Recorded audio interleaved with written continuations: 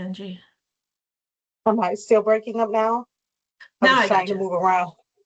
You have me now. Sorry Yep. about that, guys.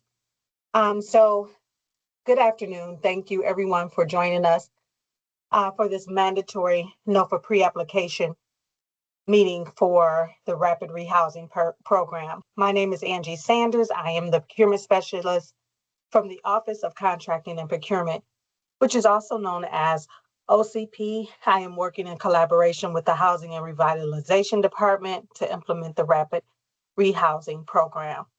I just want everyone to know that this webinar is being recorded, and by remaining on this meeting, you agree to be recorded. Um, so first, I would just like to ask everyone for attendance purposes to please use the chat feature to enter your name and your organization. So we'll have a record that you did attend this meeting because this meeting and webinar is mandatory. So if you guys could use that chat feature to just quickly put your name there, I greatly appreciate that. Also, I just wanted to let everyone know that again, that this meeting is mandatory.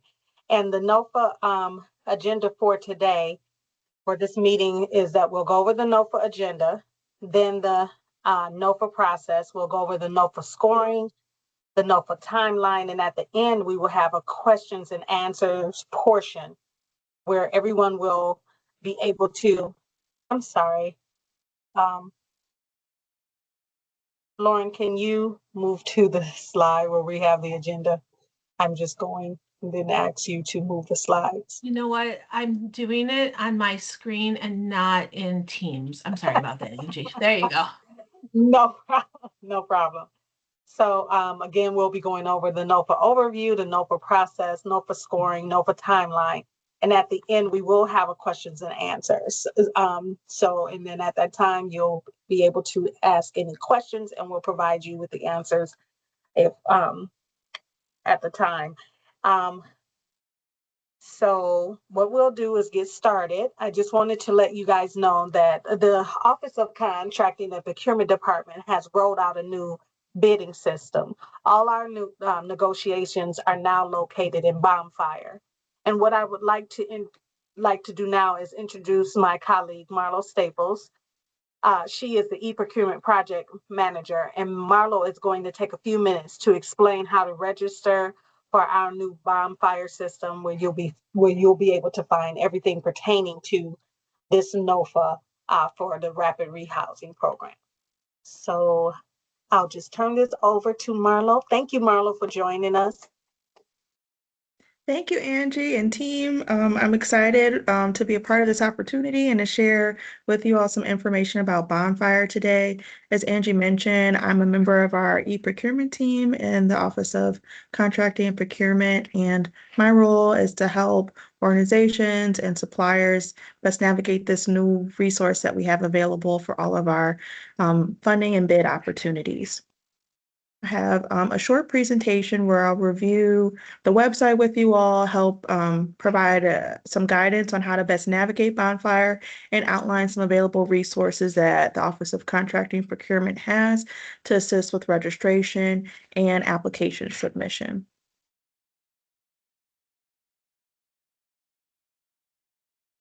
Okay.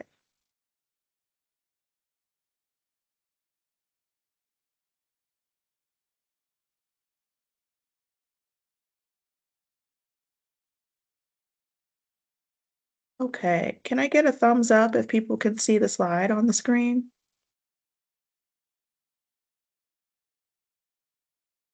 Okay, perfect. Thank you, Lauren.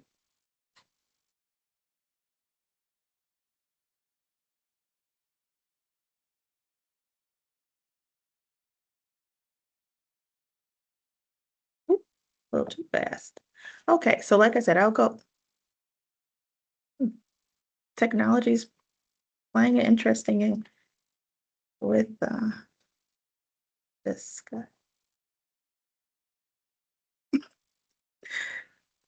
I hope no one's got any April Fools today because my technology has been a little tricky. Here we go. All right. All right, so I'll go over navigating our procurement portals, registering as a supplier with the City of Detroit. Although you all are nonprofit organizations, we still group you under the umbrella of suppliers, but specifically for this NOFA, I'm sure many of you know the terminology. You'll see the NOFA as subrecipients, but we still use the term supplier for our resources, finding opportunities, and then just a few tips for successful applications.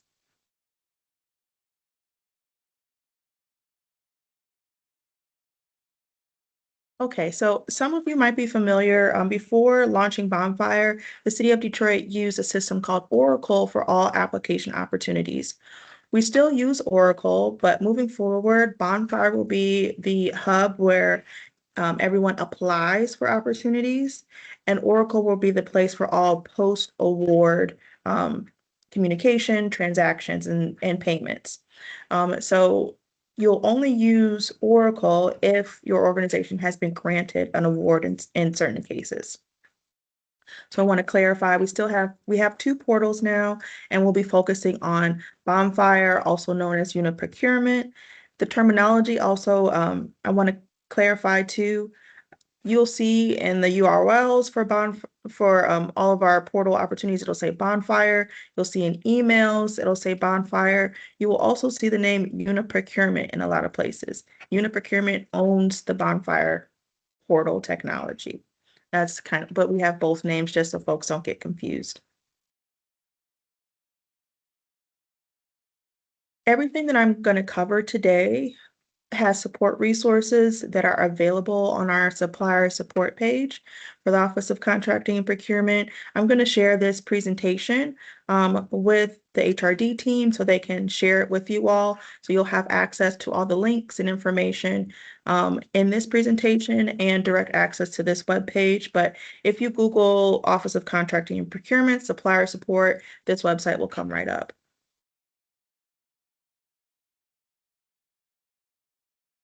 Okay, so to get started, can I get a thumbs up from the audience for folks that have already registered in Bonfire?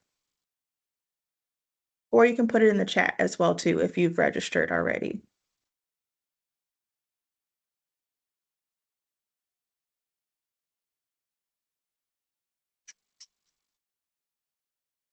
Wow, we have quite a few. Awesome, that's great. That's really great. Okay, for some reason I'm not able to see the chat, but Angie, maybe if you can give me a gauge after the meeting. So that's good if most of you are already registered in the portal. Registration is essential to making sure that you have access to all of the opportunity documentations. You have to be registered in Bonfire in order to apply and download any materials that you'll need to complete your applications. So that's the first step, is getting registered. The registration process should really only take you about maybe 20, 30 minutes max. It is very straightforward. You're just providing kind of demographic information for your organization and identifying what services that you provide so that in the future, when opportunities arise, that you'll be able to be messaged that they're available for you to look at and review if you're interested. What we'll go through today, though, we'll focus on how to navigate the portal once you have a registration. There are learning sessions that you can sign up with the Office of Contracting and Procurement and those guides that'll really walk you through step by step. So I won't spend too much time on that part today since it seems like most of you are already registered, and we'll just focus on the actual portal itself.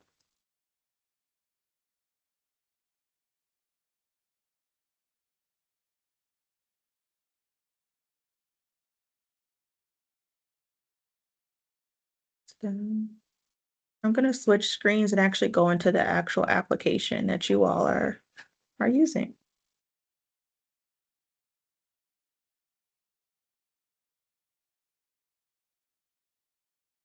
So Marlo, if I could jump in really quick, I'm sorry. Yeah, no, please. So one of the nonprofit organizations just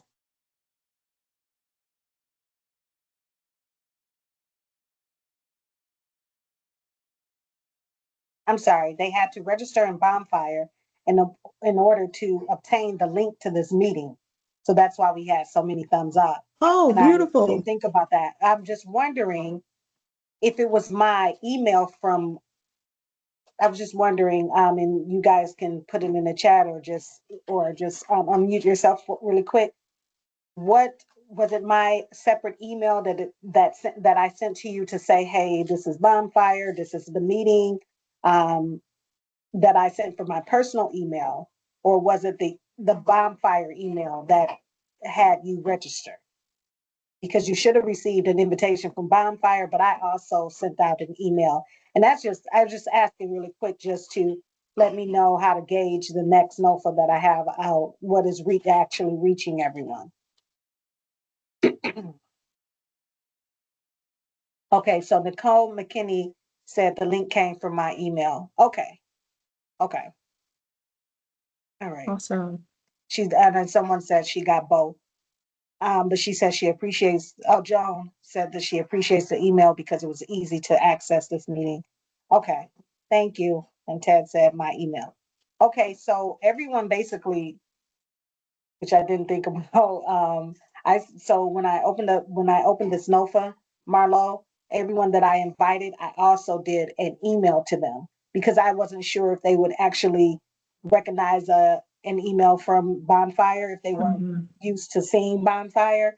So as a way to just, make sure everyone was invited, I also sent an email. So that's great. why a lot of I think like mostly everyone is already registered in Bonfire. So if you want to go to the downloading portion or something like that to save some time, I think that's where you could go because they're Absolutely. registered. Thank you. That Sorry sounds for great. interrupting. No, that's good. That's good feedback for me too, to hear what works to make sure that folks know and get registered. So I'm already logged in my test supplier account, so I'm going to look at it from you all's perspective. So the first thing that I might do, looking for this, there's a search function in our portal where you can just start to type in, and you see the rapid rehousing program came right up. I'm going to select view opportunity. This is a button where you'll click to always access project details and critical information and downloadable documents for each solicitation.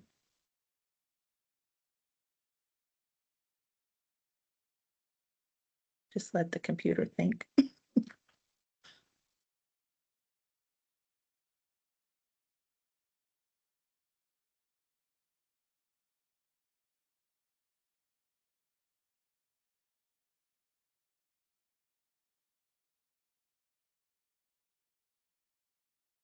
While your computer's thinking, I do see one thing in the chat that said the email only went out to the person that's registered from the organization in Bonfire. Marla, do you know, can more than one person be registered? Yes, you can Okay, have more great. than one person registered in your organization. We do have some guidance available for how to ensure that everyone is synced up that needs to be within your organization's network account. If you need assistance with this, please schedule an appointment with the e-procurement team. The link will be in the slide deck that you'll receive following this meeting. And there's a direct link to schedule for support through our website too. Wow, the internet's not my friend right now. I'm going to go off camera and see if that helps our situation.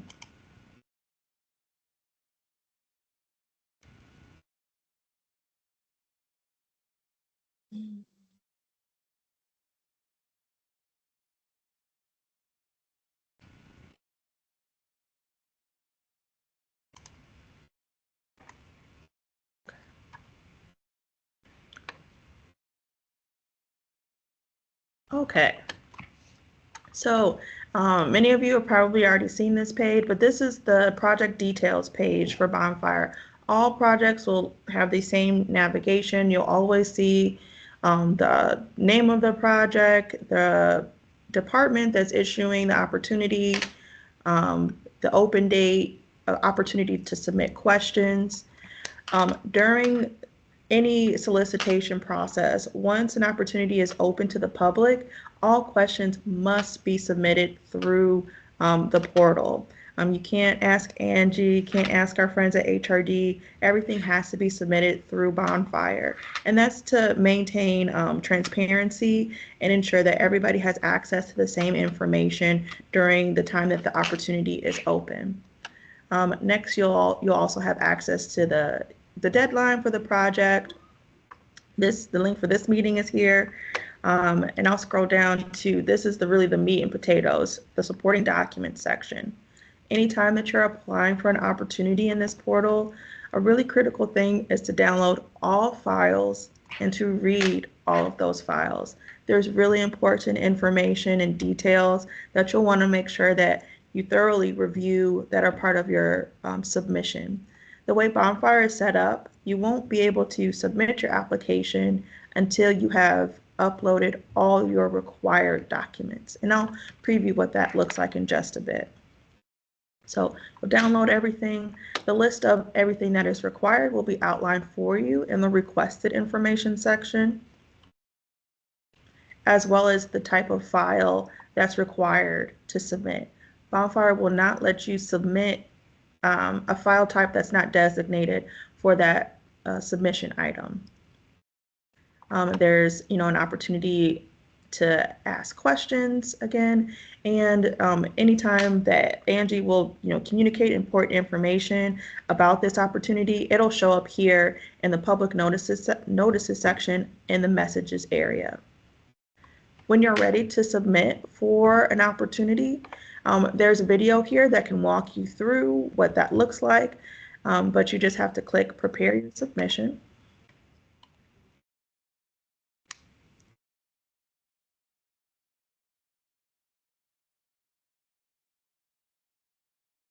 And you'll be taken to a page that will have some of your organization's information pre-populated. If this doesn't look quite right, you can always edit the contact information and change these fields. All those requested documents that we saw a bit earlier, those are all outlined here. And you'll notice that there's a red dot associated with each one of these required documents. Hey, could you send the direct link?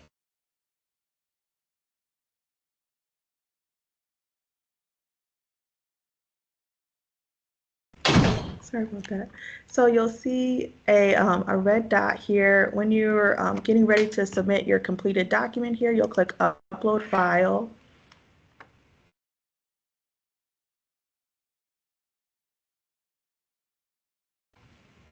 And it'll take you to your download area. You'll select the file. I'm just going to click one as an example. And this is actually important to note.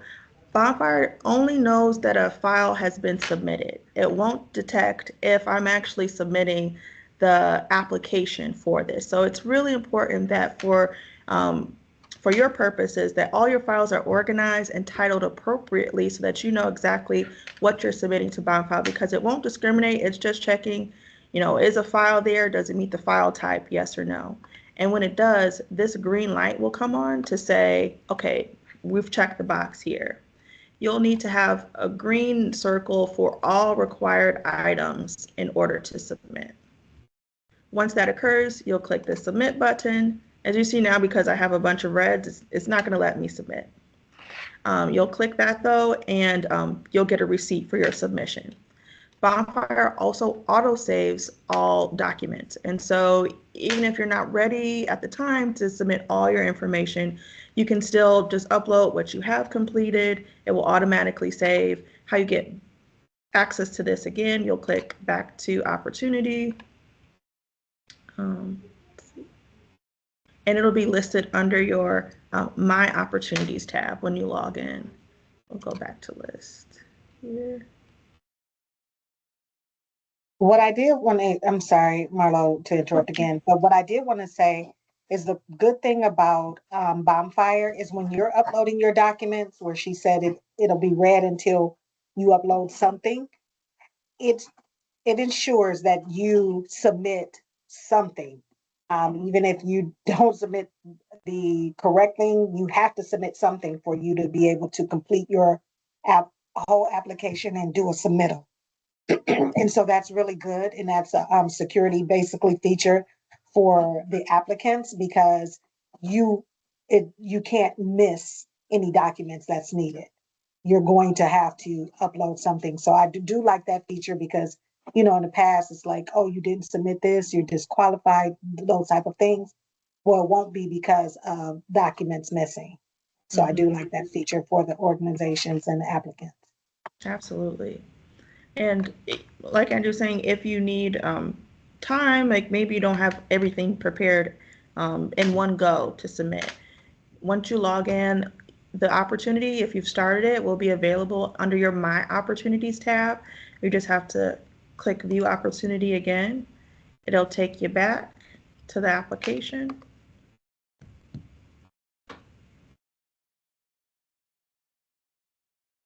You'll scroll back down to the bottom, and now you see that this field has changed. Now it says Work in Progress, and we can continue our submission.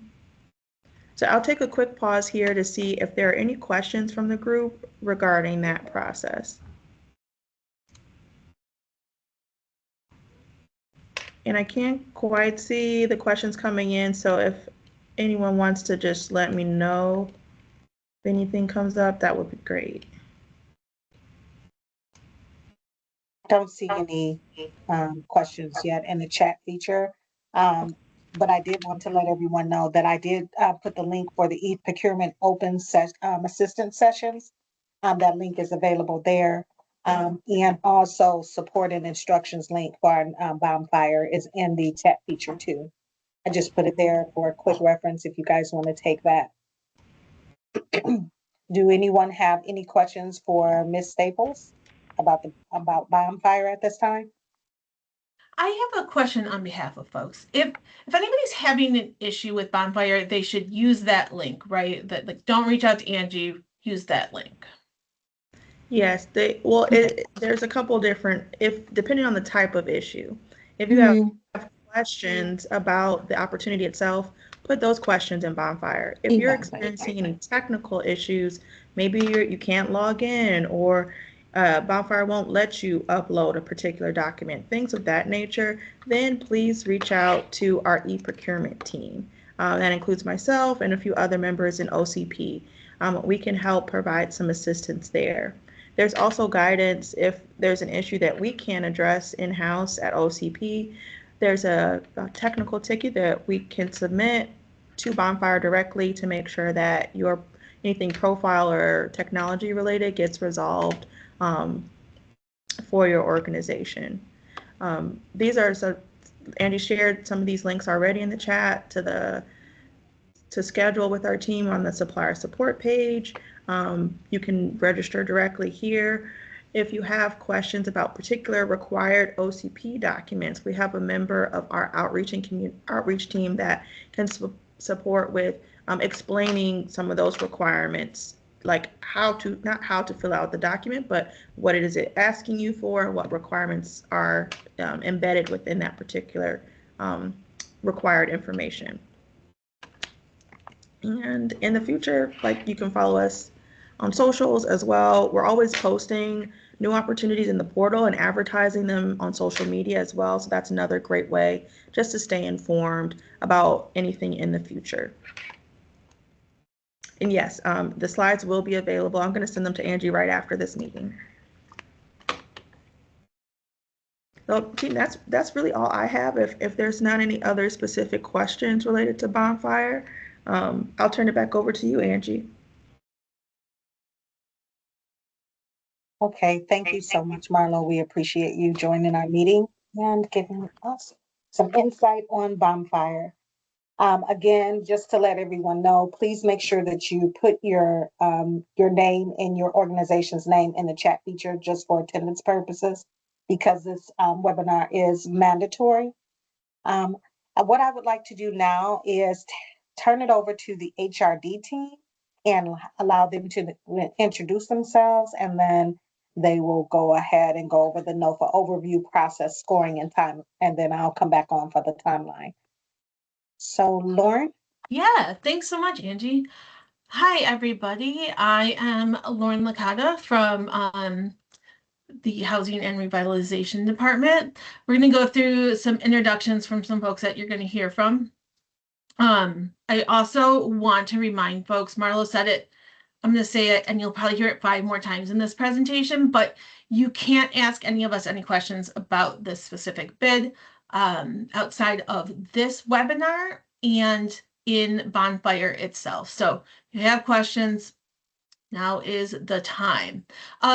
So Candace Morgan is our first person on here. She is the Homelessness Solutions Manager. She'll be joining us a little bit later today, and I'll turn it over to Stacy. Good afternoon. Thank you all for joining us. My name is Stacy Conwoley, and I am the Funding and Compliance Director. It is a pleasure to have you all here, and I'm looking forward to seeing some great applications when they come in. And Julia. Hey everybody, Julia Janko, she, her. I am on Homelessness Solutions and I work with our street outreach as well as our housing providers. So that's Rapid Rehousing and Prevention. And I think Jessica's here as well. Jessica? Good afternoon, everyone. I'm on the funding and compliance team, and I'm currently the program manager for our rapid rehousing providers. So I'll be in communication with some of you in the near future, hopefully.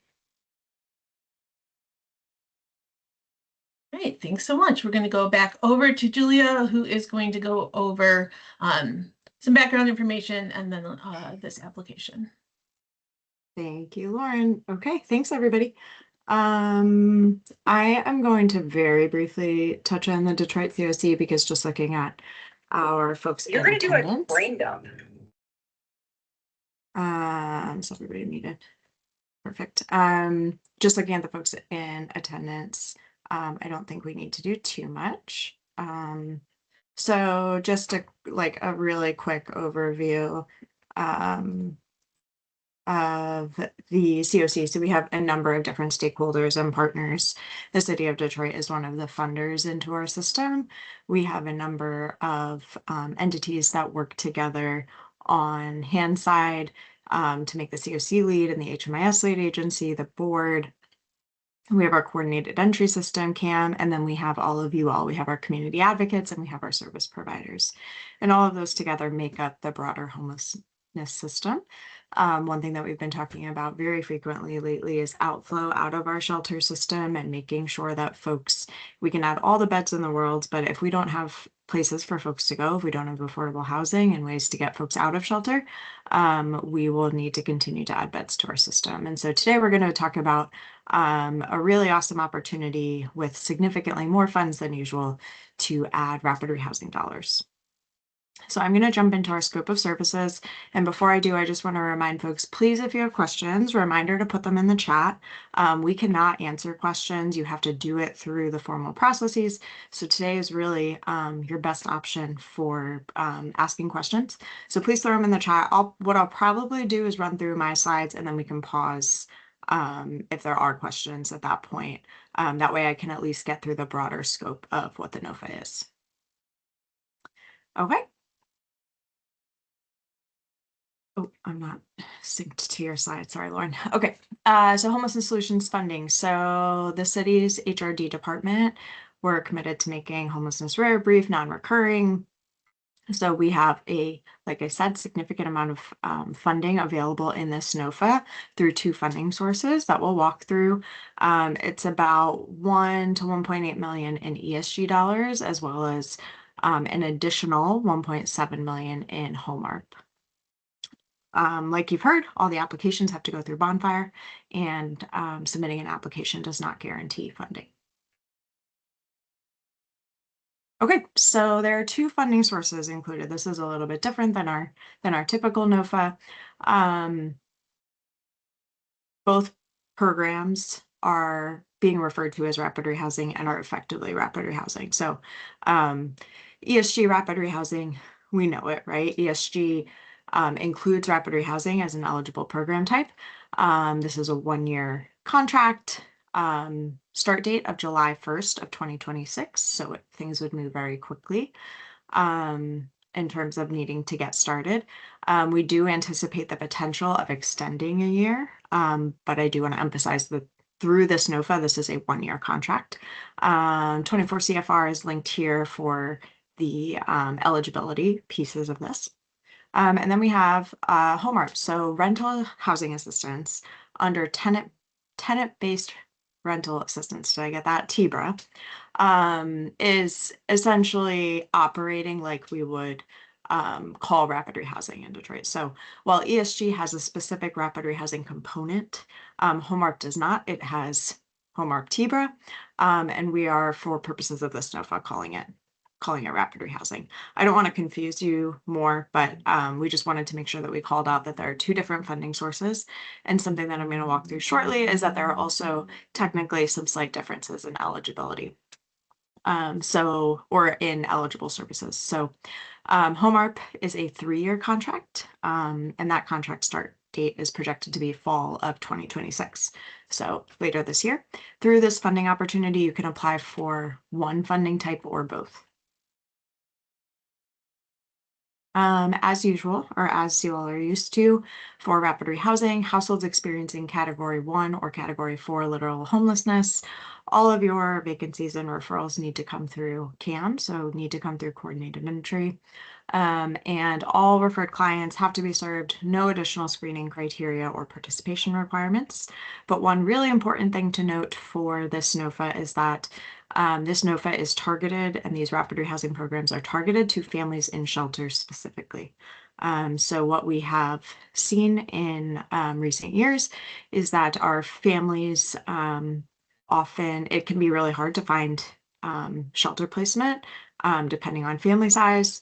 We want to make sure that folks have an opportunity to connect to housing and to that outflow out of the system. And so this program or these funding types are going to specifically be targeted to that population. So again, all referrals will come through CAM, but those referrals will be for families who are in shelter. Okay. One other key difference of this NOFA, though it is for rapid rehousing, is that it will provide up to 12 months of short-term rental assistance and case management to stabilize households.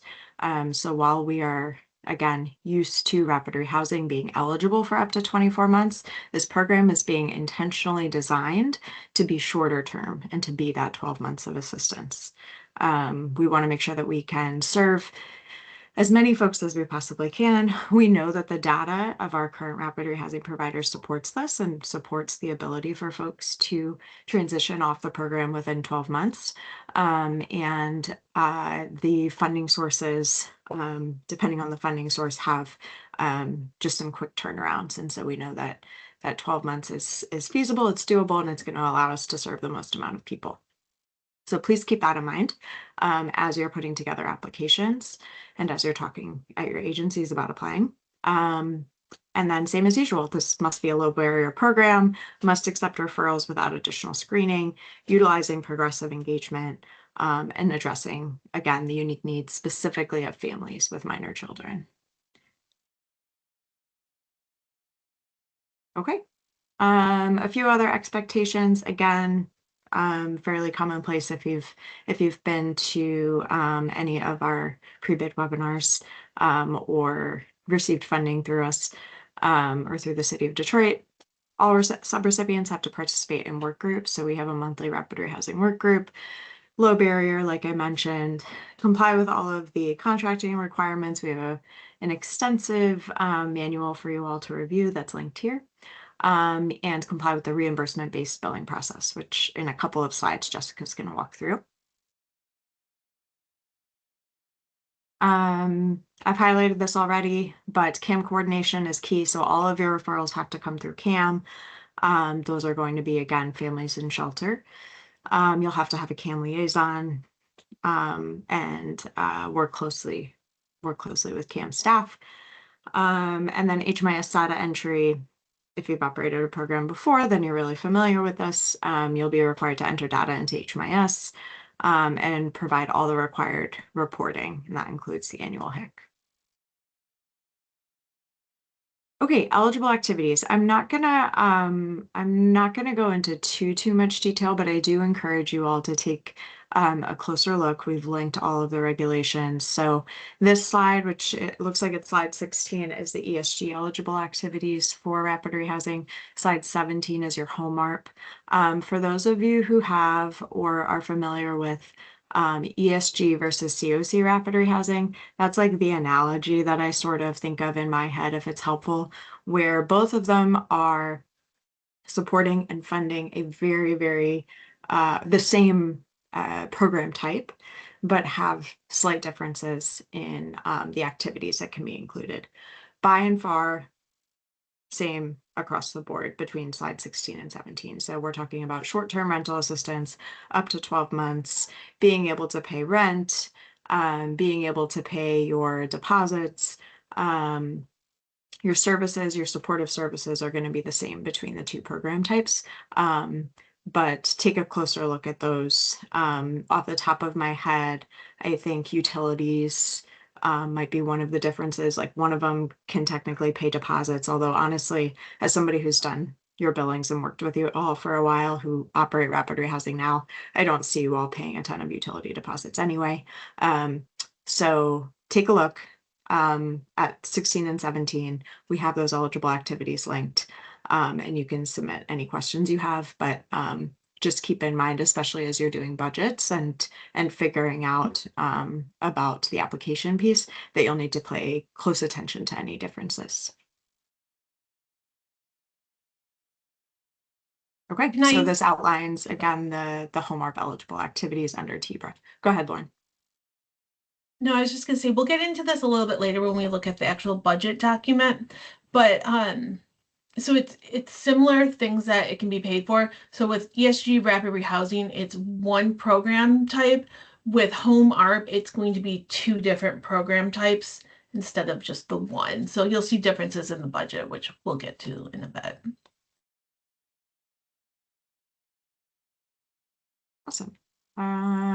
Okay. And I kind of hit all this on this already, but again, I want to emphasize typically rapid rehousing programs in Detroit have utilized the maximum 24 months of assistance, but this program has been really intentionally designed to be shorter term and provide a maximum of 12 months of assistance. It is going to depend a little bit too on the funding type, as you saw, depending on whether it's an ESG or a home ARP contract. The start date for those contracts is a little bit different, but want to make sure that we highlight that agencies in your application should really be demonstrating their understanding that this is a shorter term program and your ability to really focus case management and the supportive services you're providing to connecting households to cash, non-cash income, employment, workforce development, whatever that might be, to help folks transition in the 12-month time period. Okay. I saw a couple questions in the chat before we go to Jessica. I know one of them was around experience, and Lauren put the language from the NOFA in here, but just want to highlight it. Must be. Go ahead, Lauren. I answered her question incorrectly. I misunderstood the question. Yeah. Yeah, so it has to be a federally funded rental assistance program. So a state would not qualify.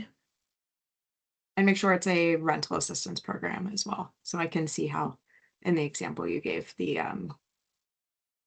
services are very similar to some of the things you'd be providing in rapid rehousing. But just look closely at that.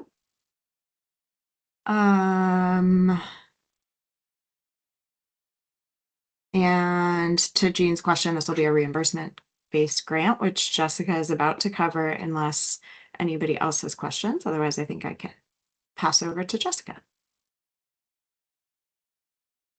Thank you. So yes, we're reimbursement-based funding, which means the funding is being dispersed on a reimbursement basis. You have to spend the money first and then submit things to get reimbursed for those payments. Your agency should have or must have 3 months of cash on hand to cover program activities, including payroll, payment of landlord, utility companies, and any other expenses needed for your agency to provide services. Billings are due the following month on the 15th. So billings for the month of April will be due May 15th. If the 15th falls on a holiday or weekend day, it is due the next business day. Regularly late submissions will have a negative impact on future applications. So that's something we really try to implore to people to get your billings in on time. Grantees are required to submit monthly billing packets that include the invoice of each eligible item and then your proof of payment for that item. If you're, and you should be submitting for payroll, so we would need to see payroll, and your submissions should be in line with the budget that you submit. So the line items that you fill in for your budget should be the things that we're seeing on your reimbursement packets. And we try to encourage people to just take your monthly, or to take your total balance and divide that by 12, and that should give you a general idea of what your goal should be to spend each month.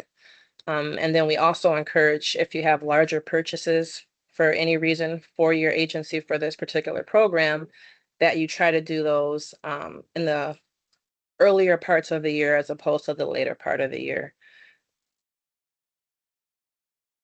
And is there another slide for me? There is later on. Okay, But is there any no. questions regarding any of this information?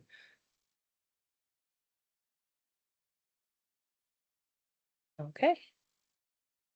Thank you. So I'll pass it back over. Thank you so very much, Jessica. I think, is this me now? Yes. All right. Hi, everyone. Oh, let's see here. So Jabe, so if you have current or previous homelessness prevention, ESG, CDBG, yes, you would be fine to apply for that because of it, you do rental assistance. Hold on, let me pull it up. Okay. I am going to go over the actual application bit.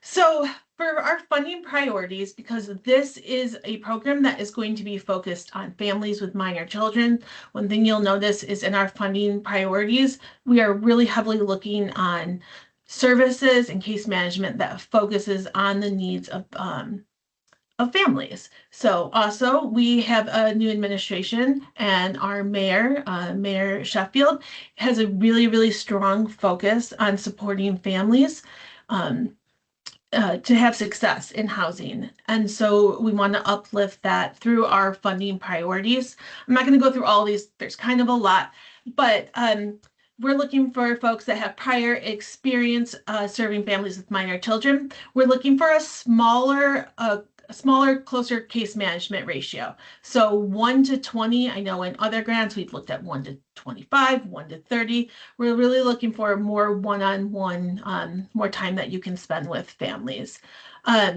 We're looking for strong housing focused case management, especially since these are some kind of tight timelines that we're looking at.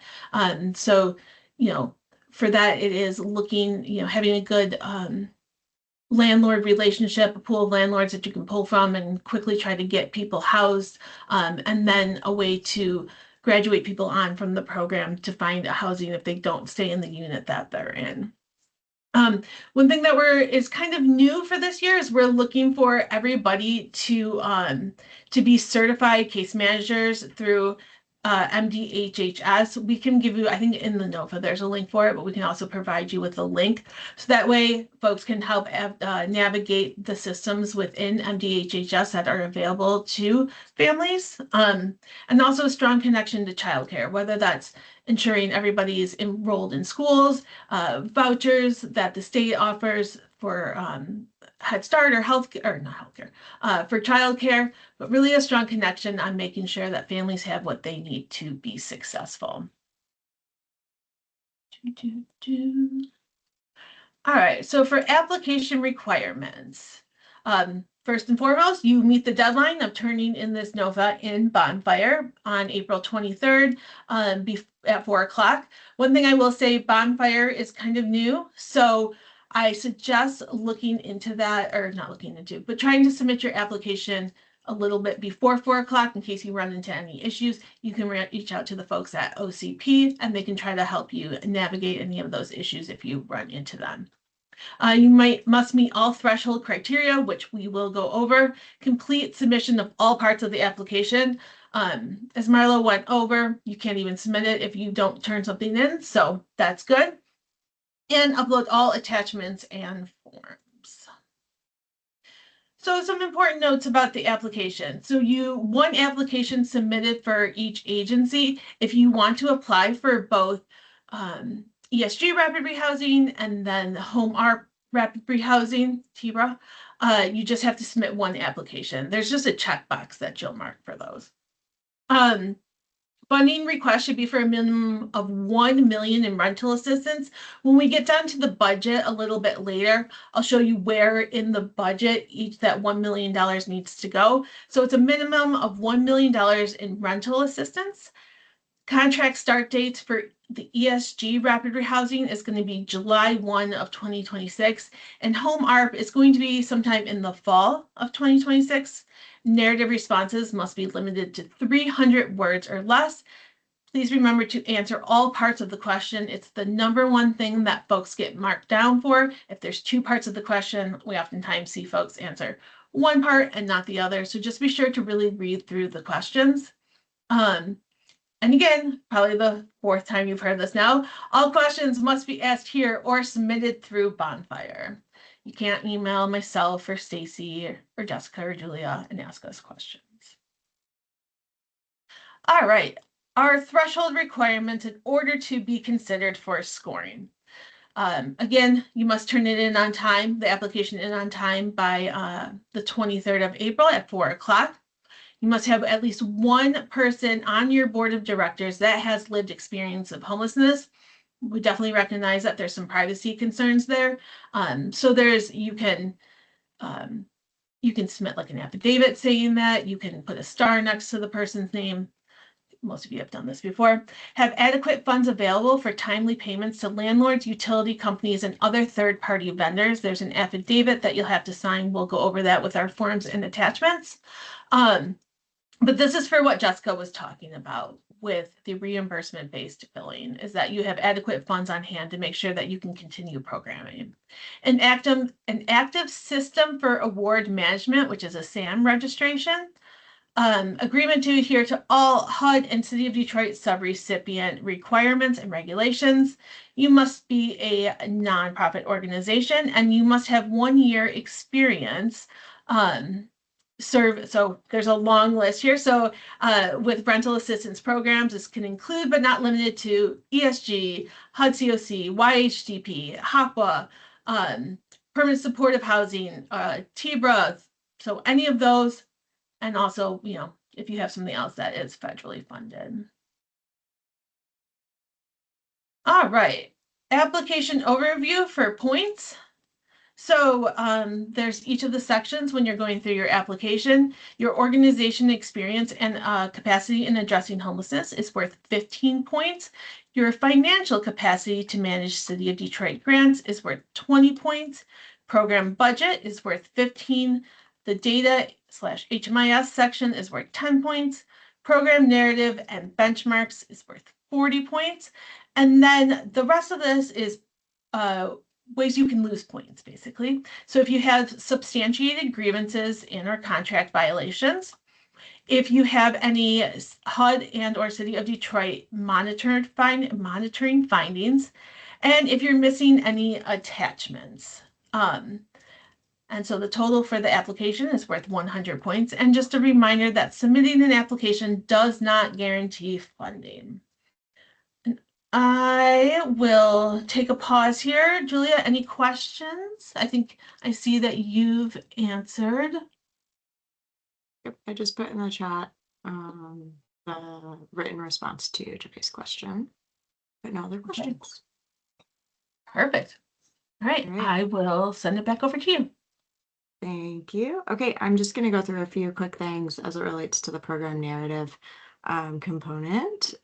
So make sure that the contact person who's listed on the application cover sheet and anywhere you list it really is somebody that checks their email. We have run into this a number of times and it's always tricky. So just keep that in mind as you're filling out the agency information section. Organizational experience and financial capacity. Just a reminder, these responses always reflect your entire organization, not just the the division or the section that's operating the program component. Use specific examples anytime that they're asked for. And number 4 and 7 in the financial capacity section. So if you're awarded homelessness solutions funding in the past 5 years, you'll be scored based on your history of your timeliness of submitting packets and your grant funds expended. So you don't need a response for those. We just pull that data internally, so that's good. And then number 5 in financial capacity, all organizations are required to have audited financials, regardless of the amount of federal funding received. So 1 million plus in federal funding, you need to submit your single audit, and less than $1 million in federal funding, you need to submit CPA audited financials. And the number 6 in financial capacity, that's related to financial audits only. So just kind of keep that in mind. Financial ratio, that's worth 6 points of your 20 for the financial capacity section. Please make sure that you submit all documents requested in number 8. If you fail to submit any of those documents, that'll result in a loss of points because we need to have those on hand in order to calculate. The data section. So all of your responses are going to be scored based on your most recent year that the agency participated in HMIS. So if that is 2025, that is the data that we will pull from. So just keep that in mind. If you weren't an HMIS participating organization in 2025, you will be scored on questions 2 through 4 for the last applicable calendar year. So that might be 2024. Reminder that there were data standard changes regarding gender and sex. So organizations will not lose points for any data errors related to either of those measures. To be honest, those data errors tend to be pretty low anyway. And then the city will work with HAND to identify the criteria for scoring for this section. Just a couple more slides on this. Projected units. So this has now been the case for a few years. So we can probably pretty soon remove this reminder, but we have aligned with COC projects, and instead of providing the projected number of households served over the course of the contract terms, we ask for your projected units at any given time. So what is your full 100% capacity? How many units is that when you are fully ramped up? So just keep that in mind because we did ask for it differently a few years back. And a reminder that programs are expected to maintain 90% utilization rates for all of our programs, all of our housing programs. And benchmarks. So complete your benchmarks using the last full completed grant year's data from your federally funded rental assistance program. We kind of listed this here to be helpful. Don't let it confuse you. Essentially, if you had an operational ESG rapid rehousing program, please use that. Next best option, so to speak, is your COC rapid rehousing programs. And then if you don't have either of those, go ahead and use whatever your other federally funded rental assistance program is, whether that's prevention or something else. And you can see in the chart here, the scoring ranges for points. That looks very similar to the COC scoring mechanisms. Over time, we get closer and closer to scoring the same ways. Anything else in this section, Lauren? Forms and attachments. And I can't remember who I'm passing it to for forms and attachments. Back to Lauren. One thing I want to bring up in the chat that Jean asked was to go over the certified housing counselor criteria and the information on the MDHHS certification process. Jean, I am most likely going to have to upload that into Bonfire. There is a MDHHS has a whole thing on their website about that process. But I don't have any slides on it right now, so I don't want to have to like make something up on the fly. But yes, we will get you that information. All right, I'm going to go over forms and attachments, and we'll hopefully wrap all of this up. So here is a list of all of the attachments. I'm only going to go over the ones that are threshold items. Everything else is pretty straightforward. Just a reminder, you need to have attachment A1, which is the board participation from a person with lived experience, the SAM, which is attachment 2, attachment 4, which is that you are a 501c3 nonprofit, attachment 5, which is that you have the 1-year proof of experience. Oh, I should add here a note. So in the attachment and forms checklist, which is towards the end of the application, it does say attachment 13 and attachment 14. That was a mistake on our part. You actually don't need attachment 14. It's the same thing. So I apologize about that. Which attachments are needed for I'm sorry, I should have taken this at the end. Which attachments are needed for subcontractors, if any? Matt, that's a good question. Angie, for subcontracting, so Matt, the person that has, let me back up here. The person that would actually hold the grant would be responsible for all of these things. If you do subcontracting, we would just need to know that. And then I believe that there's documents we would need after the time of the award. But Angie, correct me if I'm wrong. But this is just for the one that would receive the award, right? Yes, exactly. Right. Okay. And your forms, so same thing here. I'm just going to go over the ones that are threshold. So your cash on hand, that's what Jessica was talking about with that we're reimbursement-based billing, and you certify that you are able to do that. Your certificates and assurances. Form 3, which is your nonprofit status affidavit. That just basically means you keep up with your nonprofit status from year to year. You're submitting everything you need to the IRS. And then one thing I want to note is that Form 4, which is the outcome calculation workbook, and Form 5, the application budget and narrative, please upload those in Excel. It's a lot easier for us to look at those in Excel, and we don't have to worry about calculations and stuff like that. So. All right, just a quick note on the outcome calculation workbooks. All your outcomes are going to be generated using that COC APR, which is attachment number 13. There's instructions within that workbook on where to pull numbers from.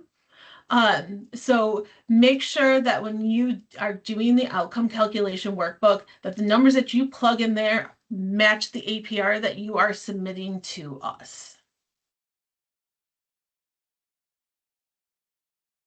All right, some notes on the budget requirements. So in the budget document, you will see lines that are green that are there for you to fill out. If you put down a line item, say you want to put down $500 for rental assistance. That's a really bad example, but say you want to put down $500 for rental assistance. You need to tell us what went into that. Like, how did you arrive at that number? Same thing with staffing. If you have a case manager and it's $1,000, we want to know how you arrived at that, like the number of FTE, everything. So even if it's something that you think of, oh, they'll understand this, it has to have a narrative. Just put a narrative in for everything. And then please confirm that your budget requests are eligible under either ESG or Home ARP, depending on what you're applying for. Ensure that the budget amount matches the application request on your cover page, and then what you also, I believe, put into Bonfire. Include a choice for how you'll be allocating indirect cost. We're going to go over indirect cost, Jessica or Stacy is in a minute. And actually this little bit here about referencing ineligible line items, it's not in the informational packet, it's just in the attachment. Oops, sorry, I'm dog sitting right now and the dog is barking. All right, and then just a reminder again that budget requests must be for a minimum of $1 in rental, $1, oh my gosh, $1 million in rental assistance. And so what that will look like in each specific budget. So it's one budget workbook, there's a tab for ESG, there's a tab for Home ARP. If you're applying for both, I'm really sorry to say that you do have to fill out the budget for both of them. So what you'll see here is there the $1 million that we are looking for needs to be in the box that is circled number 1 here. It's the housing relocation and stabilization financial assistance. And there are instructions there that says what the column number is. So that is the one that has to total $1 million. Now with ESG, there is potential that the city will have general funds available to cover staffing costs. And so what we're asking is if you're used to filling out a budget for ESG, you would put those service like the staffing cost under the housing relocation and stabilization services. Oh, I just realized I circled the wrong one in here. I'm sorry. And we're asking that you put the staffing and whatnot under this program staff non-ESG. If the money is available, then that is where it will come from in general funds. If not, we will work with the awarded organization to update their budget. Also, I'm sorry, I realized this after. This circled item here, actually the 1 million in rental assistance should be the column over. So I will fix that before these slides come out. I apologize about that. And then a note on the budget for home art, same thing, must be a minimum of $1 million in TBRA. So you don't have to worry about the 4 columns with home art. It is just two different columns. One is TBRA, one is support. Did I circle the wrong one again? Yep. Yep.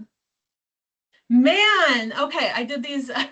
So I will update these prior to these going out. So please ignore it. It needs to be in the TBRA column, needs to equal $1 million, not the supportive services. A note on the home ARP is that it does have an end date of 6/30/29 in there. That is not, I'm sorry. So it has the incorrect date in there. I think it says 6/30/27. The program will actually end 6/30/29. So just ignore the end date there. We know that it's incorrect. And your budget should be for 1 year of programming. So even though it is a 3-year grant, just make it for 1 year, and then we'll make adjustments for each of the years of the grant.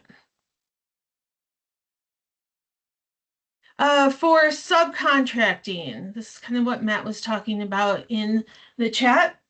Due to the substantial amount of available funding, the minimum 1 million in rental assistance, and the really tight spend deadlines for this war, the city encourages agencies to partner to provide services.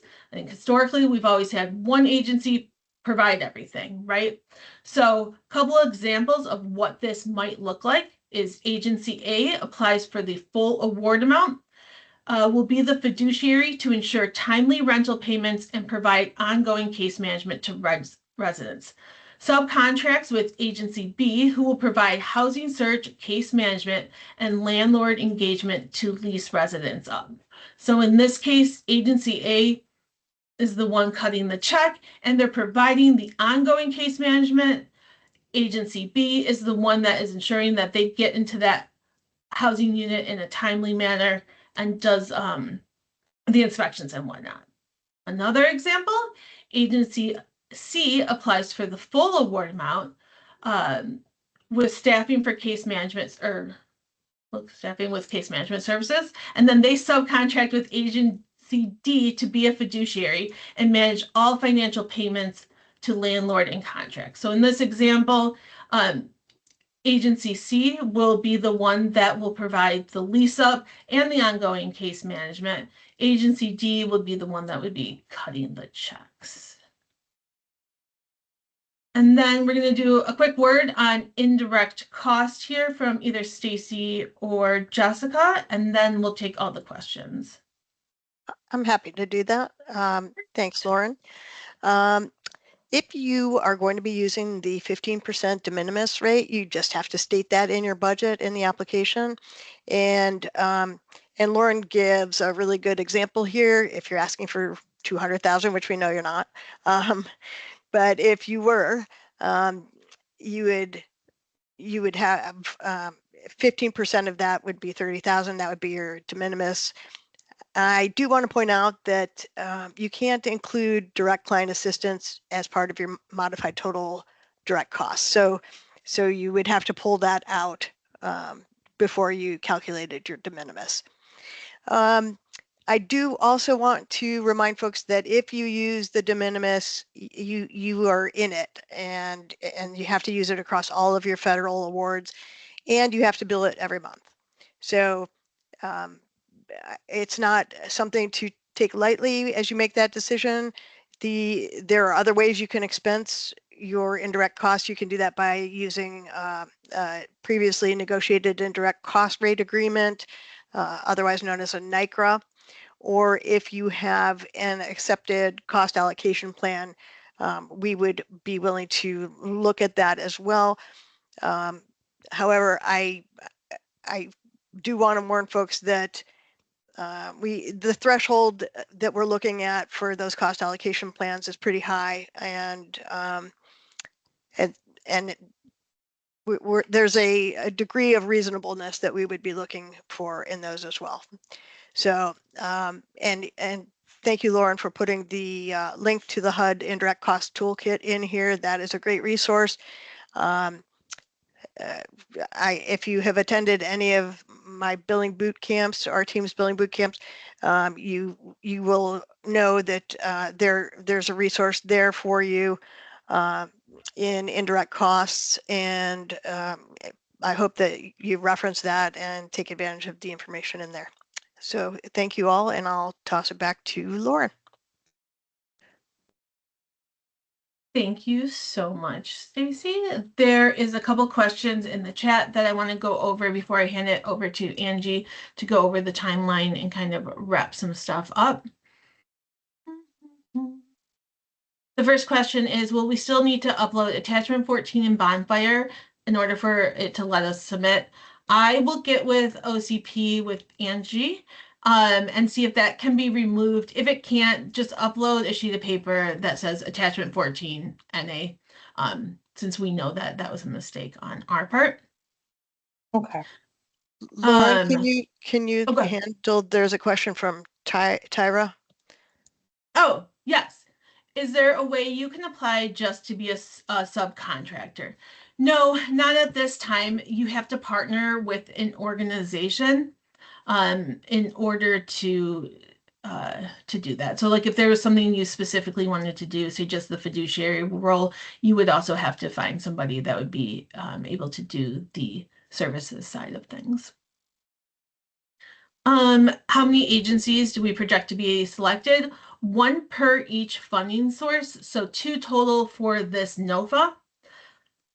The next question is the minimum award for each program is $1 million. So if you apply for both programs, is that a total $2 million? Yes, that is correct. So if you were to apply for both and get awarded both programs, which I'll be honest, it would be a lot to manage.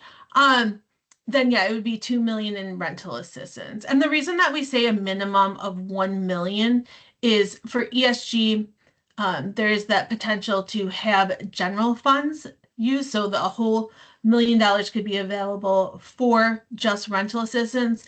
And with home ARP, we're expecting about 1.7 million. So it'd be a minimum of $1 million just to be used for rental assistance, and then the remaining funding could be used for case management.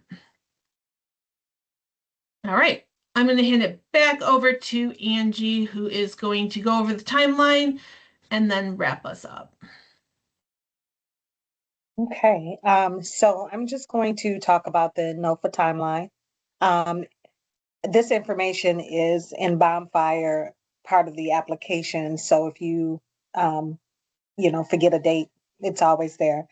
After today, during this webinar, you can ask as many questions. This is your only opportunity to ask questions to HRD, the department directly.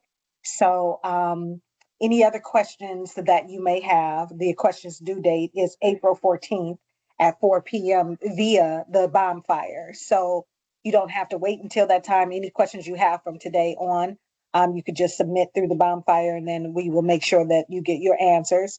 The answers will be distributed April 16th on or before, and the actual applications are due April 23rd at 4 p.m. Eastern Standard Time. Applications will only be received electronically via the bonfire procurement portal. And I just want to let everyone know, again, don't wait until the last day. We say that over and over again, but we do have, it's technology. You might have some problems. And as Marlo had shown earlier, if you upload as you get the documents, it will save it. And then Bonfire automatically saves anything that you upload. And then, and that's a good way to get some of the things that you already have completed, uploaded. So you won't wait until the last moment to submit your application. We can go to the next slide. This is supplier support information pertaining to any difficulties or technical difficulties you may have with Bonfire. You can email and contact our e-procurement team. Again, you can always reach out to me and I will direct you to whomever can help you. Just please let us know if you're having any concerns pertaining to that. We do have a lot of supplier support. Next slide. Again, the important dates. Today is the mandatory application meeting, so make sure that everyone that you have put your name in the chat feature and also your organization's name, so we'll know that you did attend this. Questions are due April 14th, and answers will be distributed April 16th. And then the application is due at April 23rd, 2006 at 4 p.m. Eastern Standard Time.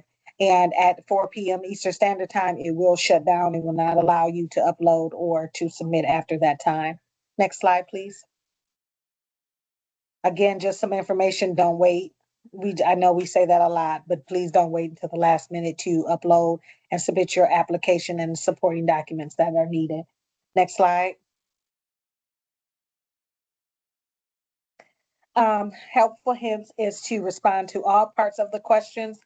This is the most common way applicants lose points. If you don't meet benchmarks, please give a thorough response on how you plan to meet them in the new year. How will you utilize the HMIS reports to monitor performances? How you will shift services to meet benchmarks. Also understand program regulations on what is and isn't available. Also to ensure responses reflect what is happening in programs. Please incorporate program staff feedback. Submit materials in Bonfire before the deadline to allow to resolve any technical difficulties. Late applications will not be reviewed. Next slide.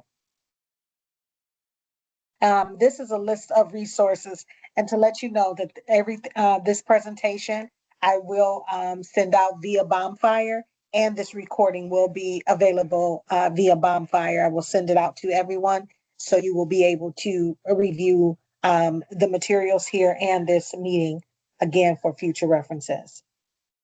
Next slide, please. This is your time for questions.